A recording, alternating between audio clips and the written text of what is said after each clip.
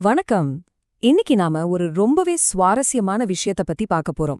B Senthilkumar எழுதின செயற்கை நுண்ணறிவு நவீன ஏஐ உலகம் புத்தகத்தை வச்சுதான் இன்னைக்கு நம்மளோட அலசல் இருக்க போகுது. அந்த புத்தகத்துல இருக்கிற முக்கியமான 50 கான்செப்ட்ஸ்ல சிலத ஆழமா பார்க்கலாம் வாங்க.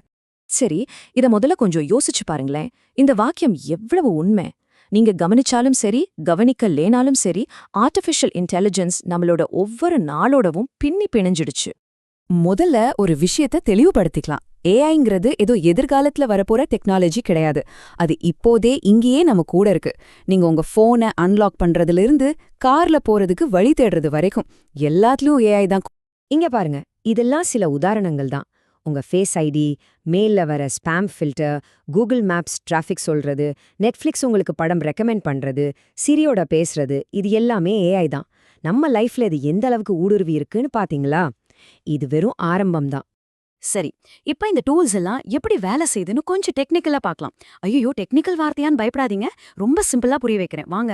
முதல்ல ஆர்டிஃபிஷியல் இன்டெலிஜென்ஸ், சுருக்கமா ஏஐ. இது ஒரு பெரிய கடல் மாதிரி.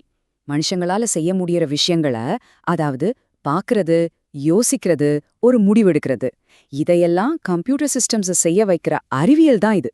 இந்த ஏஐக்குள்ள இருக்கிற ஒரு முக்கியமான பிரிவு தான் மெஷின் லேர்னிங், அதாவது எம்எல்.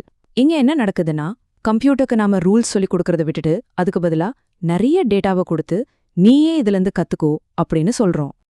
அதுக்கும் உள்ள போனோம்னா டீப் லேர்னிங், அதாவது டிஎல் இருக்கு. இது மெஷின் லேர்னிங்கோட ஒரு அட்வான்ஸ்ட் வெர்ஷன். நம்ம மூளையில நியூரான்ஸ் இருக்குல்ல, அதே மாதிரி பல லேயர்ஸ் இருக்கிற நியூரல் நெட்வொர்க்ஸ் மூலமா மலை மாதிரி குவிஞ்சிருக்கிற டேட்டால இருந்து ரொம்ப சிக்கலான பேட்டர்ன்ஸ கூட இது கத்துக்குது. இப்ப இந்த ஸ்லைட பாருங்க, இது ரொம்ப நல்லா விளக்குது. ஒரு ரஷ்யன் பொம்மைக்குள்ள இன்னொரு பொம்மை இருக்குமே, அந்த மாதிரி தான் இதுவும். பெரிய பொம்மை ஏஐனா அதுக்குள்ள மெஷின் லேர்னிங் இருக்கு, அதுக்கும் உள்ள டீப் லேர்னிங் இருக்கு. சிம்பிள் இல்லையா? குழப்பமே வேண்டாம். 2017ல ஒரு ரிசர்ச் பேப்பர் வெளியாச்சு. அதோட தலைப்பு attention is all you need. சும்மா சொல்லல, இந்த ஒரு பேப்பர் நவீன ஏஐயோட தலையெழுத்தையே மாத்திடுச்சுன்னு சொல்லலாம். ஒரு உண்மையான புரட்சிக்கு இதுதான் பிள்ளையார் சுழி போட்டது. அந்த பேப்பர்லேருந்து வந்தது தான் இந்த டிரான்ஸ்ஃபார்மர் ஆர்கிடெக்சர். இது ஒரு புரட்சிகரமான டிசைன். இது என்ன பண்ணும்னா, எல்லா டேட்டாவையும் ஒரே நேரத்துல ப்ராசஸ் பண்ணும். இதனால ஏஐயோட வேகம், சக்தி ரெண்டுமே பல மடங்கு அதிகமாச்சு. இன்னைக்கு நம்ம பாக்குற சாட் ஜிபிடி மாதிரி விஷயங்களுக்கு இதுதான் அடித்தளம். சரி, இந்த பிரம்மாண்டமான டெக்னாலஜி வந்த பிறகு என்னெல்லாம் உருவாச்சு? இந்த தொழில்நுட்பம் எதையெல்லாம் சாத்தியமாக்கியிருக்கு? வாங்க பார்க்கலாம். இந்த டிரான்ஸ்ஃபார்மர்ஸ் பல துறைகள்ல ஒரு பெரிய தாக்கத்தை ஏற்படுத்துச்சு. உதாரணமா, நாம பேசுற மொழியை புரிஞ்சுக்கிற என்எல்பி, போட்டோஸ் வீடியோஸ் அனலைஸ் பண்ற கம்ப்யூட்டர் விஷன், அப்புறம் இப்ப ரொம்ப ஃபேமஸா இருக்கிற ஜெனரேட்டிவ் ஏஐ, அதாவது புதுசா டெக்ஸ்ட், இமேஜ், கோட் உருவாக்குறது. இதுக்கெல்லாம் இதுதான் காரணம். ஏஐய இன்னும் ஸ்மார்ட்டாக்க 2 முக்கிய வழிகள் இருக்கு. ஒன்னு ராக், இன்னொன்னு ஃபைன் டியூனிங்.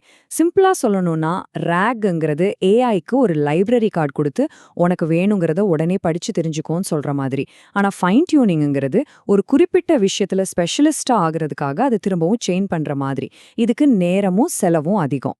நீங்க பாருங்களேன், ஏஐங்கிறது வெறும் கம்ப்யூட்டர் சயின்ஸ் மட்டும் இல்ல.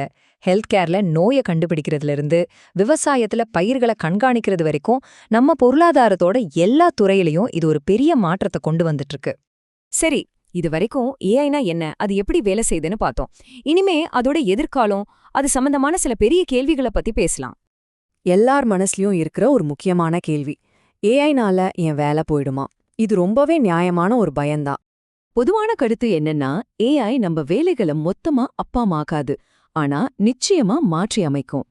அதாவது திரும்ப திரும்ப செய்யற மாதிரி வேலைகளை அது எடுத்துக்கும். அப்போ மனுஷங்களோட கிரியேட்டிவிட்டி, மத்தவங்கள புரிஞ்சுக்கிற திறன், சிக்கலான முடிவெடுக்கிற திறமை, இதுக்கெல்லாம் தேவைப்படுற புது வேலைகள் உருவாகும்.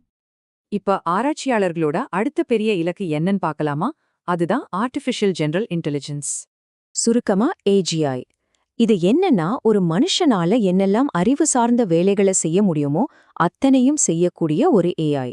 ஆனா ஒரு முக்கியமான விஷயம், இது இன்னும் தியோரியில தான் இருக்கு, இன்னைக்கு நடைமுறையில இல்ல.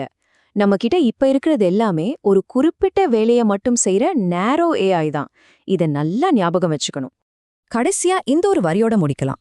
ஏஐயே புரிஞ்சுக்கிறது இனிமே ஒரு ஆப்ஷன் கிடையாது. அது 21ஆம் நூற்றாண்டுக்கு தேவையான ஒரு அடிப்படை திறன். யோசிச்சு பாருங்க, படிக்கிறது எழுதுறது மாதிரி ஏஐ பத்தி தெரிஞ்சுக்கிறதும் ஒரு அத்தியாவசியமான விஷயமா மாறிடுச்சு. நம்ம ஏஐ அறிவை வளர்த்துக்கிறது எவ்வளவு முக்கியம்னு இந்த புத்தகம் நமக்கு உணர்த்துது.